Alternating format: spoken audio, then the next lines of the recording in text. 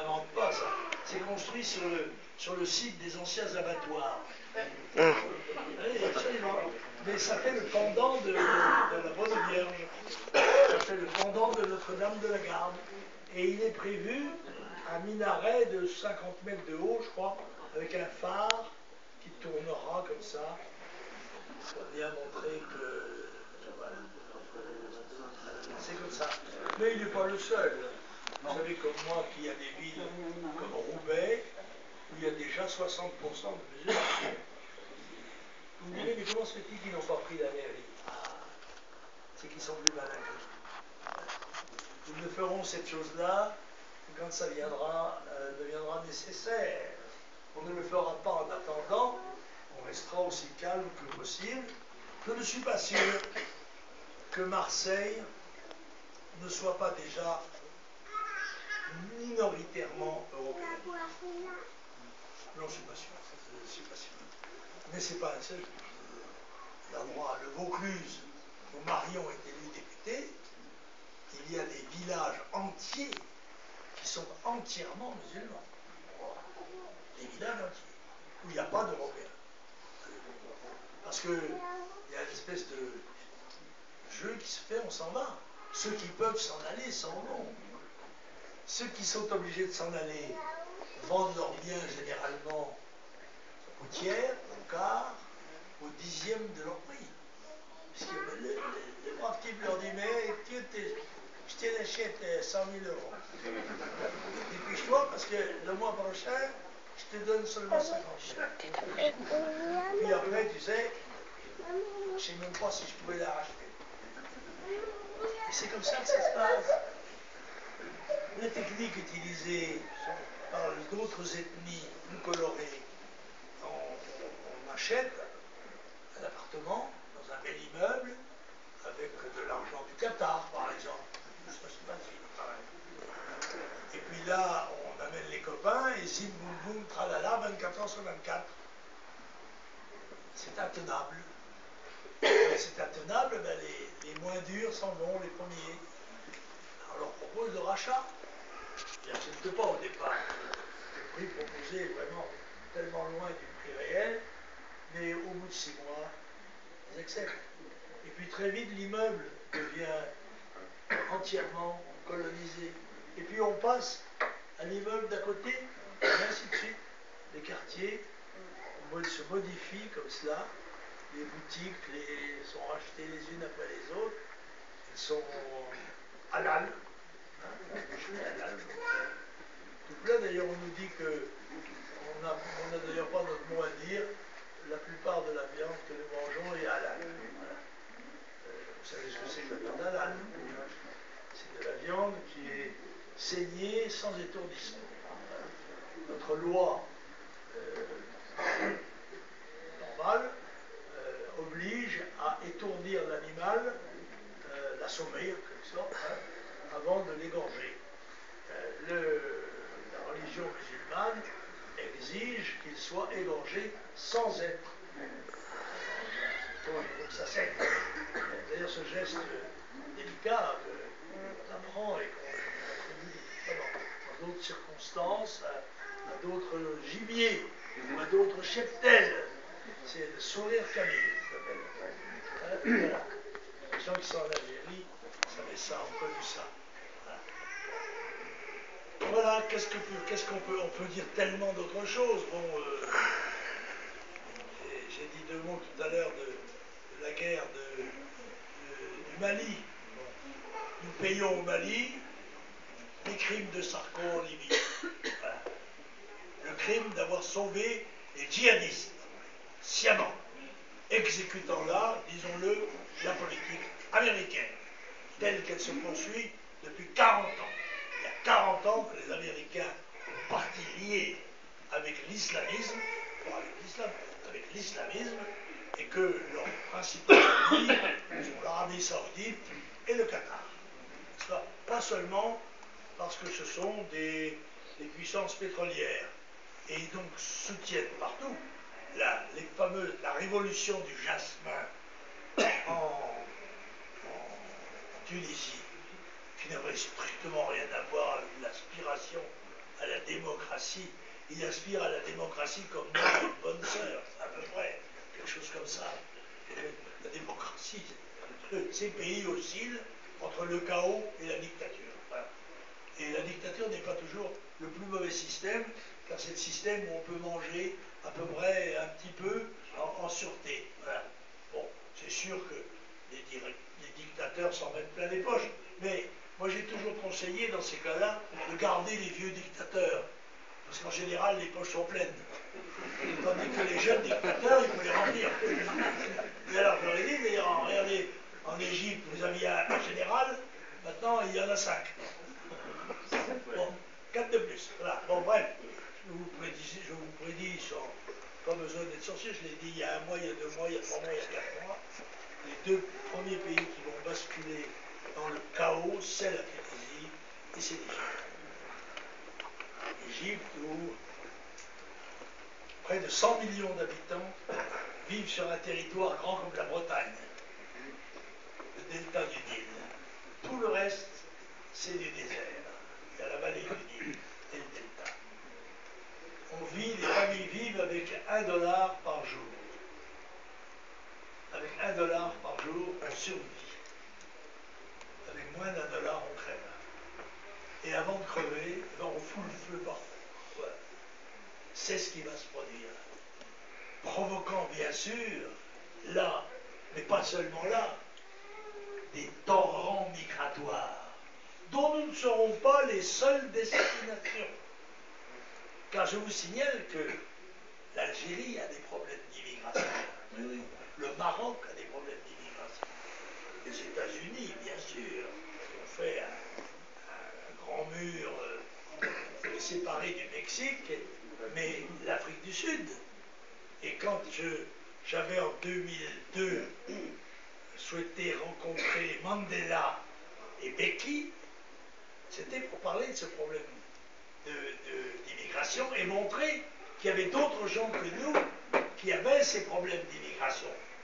Inutile de vous dire que les gouvernements français ont fait tout ce qu'ils ont pu pour me mettre des bâtons dans les roues et m'empêcher d'arriver à réaliser cette opération qui diplomatiquement était nouée avec le gouvernement sud-africain. Là, nous ne sommes pas là dans des problèmes de partisans, nous sommes là à l'échelon des nations, et il est important pour nous que nous puissions démontrer que d'autres nations que la nôtre connaissaient ces problèmes. Pardon. Et les résolvaient, j'aime autant vous dire, d'une manière autrement énergique que nous d'ailleurs. Ah, croyez-le. Bon, on rembarque les gars à plein train et à coup de trick. Bon, c'est pas ce que je souhaite, mais il y a bien un moment donné où il faudra rétablir nos frontières et les garder et empêcher qu'on les passe. Pour empêcher qu'on les passe, ben, on applique la force. Et comme je l'ai dit, quand je pouvais éventuellement devenir le président, j'ai dit si je suis président, les gens qui rentreront en France devront savoir qu'ils n'auront droit à rien. Parce que nous n'avons rien à leur donner. Ils n'auront pas droit à la sécurité sociale, ils n'auront pas droit à l'emploi, ils n'auront pas droit à l'école gratuite, ils n'auront pas droit à tout cela. Parce que cela est désormais réservé à nos compatriotes. Mais nous participerons aux œuvres internationales de lutte contre la misère, le soutien, mais en proportion de nos forces. Vous noterez qu'au Mali, il y a un grand enthousiasme démocratique pour rétablir la démocratie, au bénéfice d'ailleurs d'un dictateur. Hein. Moi, ça ne me gêne pas. En fait, ce que j'entends dire, M. Hollande dit, nous sommes venus au secours d'une démocratie. Non, non, c'est les militaires qui ont pris le pouvoir à Bamako. Oh, d'accord, c'est un peu comme quand l'ineffable Mélenchon chante la gloire de Chavez. De Chavez, un homme qui toute sa vie a été au service de la démocratie, qui a participé au pouvoir, toujours par des élections, sauf le jour du putsch quand même, sauf le jour où ce lieutenant-colonel de parachutistes s'est emparé du pouvoir un peu par la force, quoi, au passage. Notez que c'était une force démocratique, ce qui change tout. Voilà. Eh bien, alors, qu'est-ce que nous pouvons faire contre tout ça? Eh bien, nous pouvons nous battre. Mais on ne peut pas se battre tout seul, je vous le dis tout de suite. C'est votre affaire à tous. Pas seulement à vous, c'est l'affaire de tous les Français. Où il y aura ce mouvement qui a soulevé en plusieurs circonstances de notre histoire, mais c'est vrai qu'on n'apprend plus l'histoire de France en France. On n'apprend plus l'histoire de Louis XIV, de Jeanne d'Arc, de Surcouf et tout ça. Non, non. C'est l'histoire des... Maintenant, c'est des États africains au XVIIIe siècle. Sûrement passionnant pour Totor et Vitruve. Mais c'est comme ça. C'est comme ça. Et ce qui prouve qu'il y a quand même, en dehors des pouvoirs politiques proprement dits, qu'il y a tout de même une racaille dans notre pays qui est au levier de commande d'un certain nombre de secteurs et qui, semble-t-il, n'obéit pas au gouvernement, ou bien que les gouvernements sont incapables de s'en faire respecter, à moins qu'ils soient complices de ces opérations. Alors, je vais vous faire un pronostic. Bon, je ne suis pas Madame Soleil, mais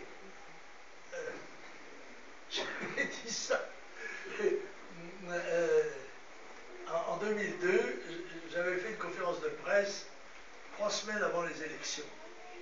Et le journaliste m'a dit, Monsieur Le Pen, vous avez la réputation d'être assez perspicace. Oui, ça m'est arrivé, oui. Et donc, comment voyez-vous cela, l'élection présidentielle? Écoutez, je vais faire venir ma boule de cristal. Attendez, je vois un journal. Attendez, je crois que c'est Libération. Attendez, je vois un titre énorme. Il y a Lionel Jospin crucifié par sa majorité plurielle. Ah, j'avais vu ça dans ma boule de cristal. Et c'est ce qui s'est produit. Voilà. Eh bien, je peux vous dire que sans grand risque de me tromper, à moins que Flamby se durcisse. Flamby grossit, mais ne durcit pas. Eh bien, le Parti socialiste va sortir en liquette sale des prochaines élections. Cul par-dessus tête. Parce que d'abord, il est déjà attaqué sur sa gauche par ses copains. Il est mélanchonné dans les coins. Les cocos lui font la fête. Et il y a quelque chose qui vous a peut-être frappé. On nous a annoncé, de source officielle, il n'y a pas longtemps, que les événements sociaux en France allaient se durcir. Est-ce que vous vous souvenez de ça? Comment peut-on deviner ça? En revanche, vous avez vu à Rueil-Malmaison, c'est là que j'habite, la CGT aux prises avec les CRS. Or, ce n'est pas un élan de colère spontanée. Il y a 5 ans que ça dure. On a dû se mettre un peu quand même, on s'est habitué un peu quand même à l'idée qu'on pouvait être licencié. Et là, c'est de l'attaque directe, violente, ils ont quelques durs, quelques tapes dures, quelques gros bras qui montent au CRS. Et comme le CRS n'a pas le droit de faire autre chose que de le pousser avec son bouclier, eh bien, le gars, il leur tape dessus, etc., leur balance des cocktails Molotov. Moi, je crois que c'est combiné. Je crois que c'est calculé. C'est calculé. Je crois que les commandos qui venaient d'Amiens, c'était dans l'intention de casser des flics, de montrer que, etc. Pourquoi? Je ne sais pas quelle est la stratégie qui est derrière ces opérations, mais je sens ça comme ça. Donc nous allons aller, paraît-il, vers du dur, chaud, chaud, chaud. L'été sera chaud. J'ai déjà vu ça, mais c'était les branleurs du quartier latin, c'était quand même pas trop grave. Ça ne sera grave que quand nos cousins récents seront dans le coup. Parce que là, je vous pose le problème. Nous avons 100 000 gendarmes et 100 000 CRS. C'est-à-dire, opérationnellement, 20 000 des uns et des autres. Parce qu'ils ne marchent pas 24 heures sur 24, hein, mais 8 heures par jour, normalement. Mettons en période de crise, 16 heures par jour, mais pas pendant 2 mois. Hein. Bon. Alors, si jamais quelque chose du style de ce qui s'est passé en 2005, c'est-à-dire les émeutes, 20, 30, 40, 50 villes où on se met à brûler les voitures, et peut-être un peu plus que des voitures cette fois-ci. Qui tiendra le coup là? Valls? non.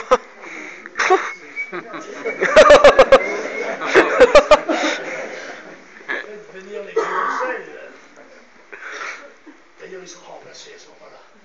On considérera comme trop dur. Ou bien il démissionnera. Technique chevènementesque, n'est-ce pas déjà bien connue? Quand il y a comme ça un socialo un peu acceptable, eh bien en général, au moment du coup dur, il s'en va.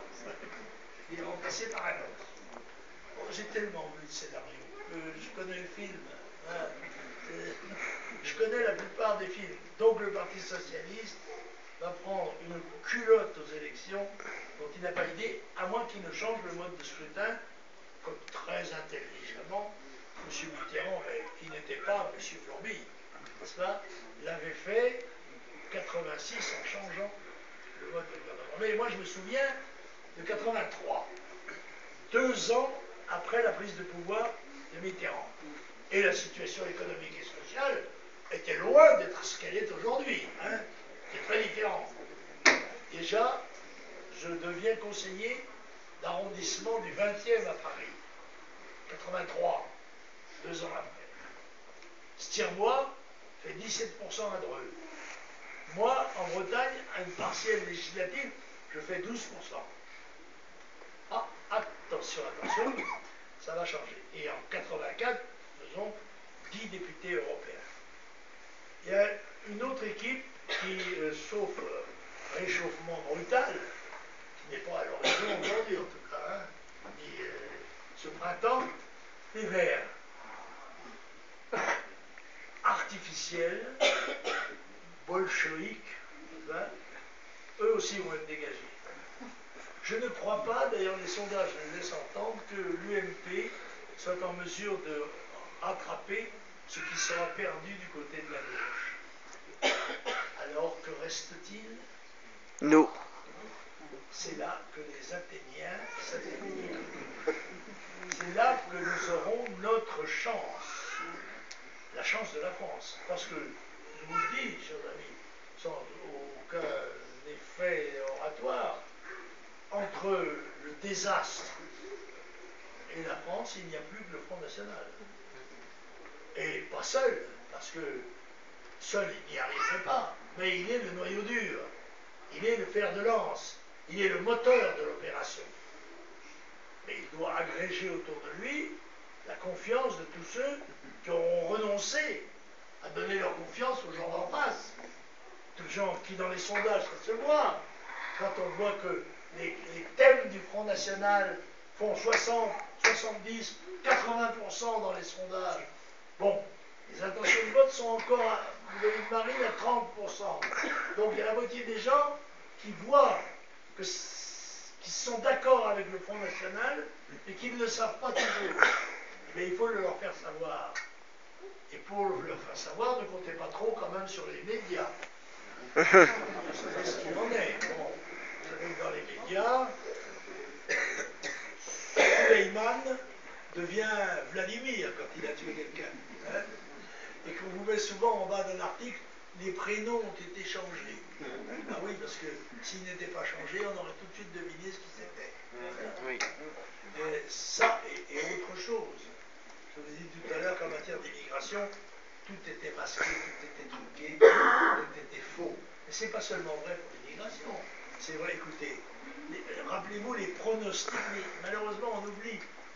Tout fait politique, 15 jours après, c'est oublié. Les pronostics de la mère Lagarde. Toujours, oh, la Lagarde, très américaine. Elle a vécu toute sa vie là-bas. Maintenant, elle était à la tête de l'FMI, comme l'a très bien dit Marine. c'est une apatride. Elle est une apatride fonctionnelle. Elle n'a pas le droit de se considérer comme française et d'avoir des réflexes français. Elle doit avoir des réflexes mondialistes puisqu'elle est à la tête d'une organisation mondialiste. C'est ce que pensent les européistes aussi. C'est pour ça que les européistes sont antinationaux. C'est pour ça, à côté, en Alsace, ils vont tenter une opération dite d'unification administrative, dont évidemment le but est de marquer un coup contre la France. Parce que, oui, vous comprenez, ils sont tous d'accord, hein, les députés, les sénateurs. Ce qui est quand même d'agréable, c'est que lors du non, vous vous souvenez, au référendum, ils étaient tous d'accord pour le oui aussi. Et ils ont pris un formidable coup de pied au cul. Donc j'ai encore le souvenir, peut-être pas eux d'ailleurs, enfin, ils devraient. Et là, ils disent la même chose, là, il faut supprimer, disent-ils, les départements, parce que, vous comprenez, quand le département a été fait, eh bien, c'est parce qu'il fallait, on ne pouvait pas venir au chef-lieu de département, faire ses démarches en moins de 24 heures. Et maintenant, quelqu'un qui doit aller à la préfecture ou voir les services départementaux, même s'il prend sa voiture, il part le matin à 8 heures, il rentre le soir à 9 heures, il n'a pas réussi son coup. Et quand ça sera 2 fois plus loin, ça sera encore plus difficile. Bon, d'autant que je connais bien ces affaires. Quand on veut unifier pour diminuer le nombre de fonctionnaires, on aboutit, on unifie, mais on double le nombre de fonctionnaires. Ça va par quel bout, parce qu'on ne sait plus où les mettre, ils sont garantis d'ailleurs dans leur profession. Là aussi, trucage, je ne sais pas si j'en ai parlé tout à l'heure, peut-être le trucage du chômage. Hein, on dit que nous avons 10% de chômeurs. Et on a 10% de chômeurs en considérant que les fonctionnaires font partie de la population active. Or, par définition, ils ne sont pas chômables, puisqu'ils ne peuvent pas être chômeurs. Ce n'est pas sur toute la population, mais sur la population des gens qui peuvent devenir chômeurs. On doit calculer le pourcentage. Et là, le pourcentage, il n'est pas de 10%. Il est plus près de 15% que de 10%. Et s'agissant des jeunes, plus près de 25 ou de 30% que du chiffre qui nous est donné. Et là encore, Mme Lagarde disait, oui, la croissance, ça va être du 3%. Enfin, peut-être pas, du 2,5, quoi, voilà. C'était même pas 1. Bon, quand on nous a dit 1, c'était 0,1. Et maintenant, comme on nous dit 0,1, ça sera moins 2. Bon, d'accord, tout est comme ça. Prenons-en conscience, on voit bien que la suppression des frontières a abouti non seulement à l'arrivée massive d'une immigration totalement incontrôlée, mais encore à une rivalité économique contre laquelle nous ne pouvons rien. Nous ne pouvons pas concurrencer les Chinois qui gagnent 80 € par mois, qui n'ont pas de sécurité sociale, pas de vacances, pas rien de tout ça, pas de retraite, et qui produisent en effet des produits généralement copiés sur les nôtres, mais même quand ils les inventent, parce que c'est quand même un vieux peuple, d'une civilisation plus ancienne que la nôtre. Mais, eh bien, ils le font à 10 fois moins cher que nous. Alors que je peux faire le fabricant de poupées français, ben, de choses ou bien il va essayer d'en faire en Turquie, ou en Tunisie, ou au Zimbabwe, n'est-ce pas? Il délocalise, il invite d'ailleurs, je crois, ses ouvriers à y aller aussi, au salaire de là-bas, hein, bien sûr. C'est une rigolade. Bon, ou bien il ferme. La France a perdu 50% de son industrie en 30 ans. Et ça, c'est le résultat de la politique européenne. C'est le résultat de la politique européenne. On nous avait dit, mais l'Europe, vous savez, avec des slogans aussi connards que ça, l'union c'est la force. Et ma sœur, c'est pas ta tante, d'accord? Oui, oui, l'union c'est la force. Oui. L'union des forces fait la force. Et l'union des faiblesses, ça fait la faiblesse. Voilà. On dit, oui, vous avez vu quand même l'Allemagne, il suffirait de faire comme les Allemands. Oui, pas comme les Allemands. Parce que la politique en Allemagne, elle est secrétée par le corps social allemand. Et les Allemands, ce ne sont pas des Français. Et les Français ne sont pas des Italiens. Vous pouvez vous trouver tous les trucs par tous les bouts, c'est comme ça. Et d'ailleurs, dans la péninsule ibérique, si vos raisonnements sont vrais, il n'y aurait jamais dû avoir de Portugais. Il y avait une unité géographique. Tout le monde aurait dû être ou espagnol ou portugais. Or, il y a des Espagnols et des Portugais. Et les Portugais, ce n'est pas des Espagnols. Et réciproquement. Voilà, chacun des peuples s'est constitué par ses dilections. Ceux qui ne se plaisaient pas dans un sont passés dans l'autre. Et au gré des ans, des années, des siècles, se sont constituées des sociétés relativement homogènes dans lesquelles on se supporte de vivre plus facilement que n'importe où ailleurs. C'est cela. Et le Front National reconnaît le mélange de la société française telle qu'il s'est constituée au cours des siècles. Mais quand les Italiens, les Espagnols, les Polonais sont venus en France, ils sont venus en petite quantité, généralement d'ailleurs en échange d'un travail. Ça n'a pas toujours été rigolo pour eux. Moi j'ai un exemple vécu par moi, jeune garçon. Juste après la guerre, il y avait un grand chantier naval de bateaux de luxe, de plaisance, à la Trinité, c'était le chantier Costantini. Les Costantini étaient d'origine italienne, mais ils étaient français depuis 5 générations. Mais juste après la guerre, c'est le chantier qu'a fait le bateau de Tabarly. Juste après la guerre, comme les Génois ont la réputation d'être les meilleurs constructeurs de bateaux du monde, il a fait venir une vingtaine de jeunes ouvriers génois. Ils n'ont pas pu rester. D'abord, ils étaient assez beaux gosses, faut dire la vérité, et les Bretonnes, elles sont plutôt xénophiles. Elles ne sont pas xénomanes. Ce qui vient d'ailleurs leur paraît toujours beaucoup plus beau. Et c'est vrai qu'ils étaient assez mignons. Ils n'ont pas pu rester. En but à l'hostilité des mâles, des mâles bretons qui voyaient les gonzesses, les lorgniers, ils n'osaient pas taper sur les gonzesses, mais ils tapaient sur les Italiens. Et les pauvres Italiens ont été obligés de rentrer chez eux, ils n'ont pas pu rester. Dans d'autres endroits, ils sont restés. En Bretagne, tous les entrepreneurs sont des Italiens venus, en particulier entre les deux guerres, et, parce qu'ils étaient aussi très travailleurs, travaillaient non seulement la semaine, mais aussi le dimanche, etc. Bref, la première génération, c'est pas tellement rigolo. Et puis, depuis, il est arrivé d'autres gens dont certains sont de nos amis. Certains sont de nos amis. Nous avons à Suresnes un bistrot kabyle qui fait un repas à 9,50 avec hors d'œuvre, plat et dessert. 9,50. Je suis allé déjeuner un jour, ils sont 5, une famille, des frontistes. À la fin du repas, ils étaient 30. Tous les kabyles du coin étaient là, il y avait les éboueurs, il y avait les chauffeurs de bus, tout ça. Ah, le Ben, il est là. Donc, il y en a pour nous, il faut que nous pensions à ça aussi. Il y a des Français de cette origine qui méritent, qui ont gagné souvent au prix de leur sang aussi, le droit d'être chez nous. Mais c'est pas tout le monde. Et en tous les cas, pas tous ceux qui disent, qui dégueulent la France. Parce que c'est simple. Il y a un critère qui est le même que celui du Front National, d'ailleurs. Avec le Front National, la première condition, il faut aimer la France. Voilà. Et quant aux autres, moi je dis, love it or leave it. Aimez la France ou foutez le camp. Voilà. Vous pouvez aller en Arabie Saoudite, c'est très bien là-bas. Au Qatar, extraordinaire, la vie est superbe. Allez donc là-bas, et alors ils sont très rigoureux du côté de l'islam, là ça rigole pas 2 minutes. Bon, voilà. Parce que l'immigration islamique pose un problème particulier.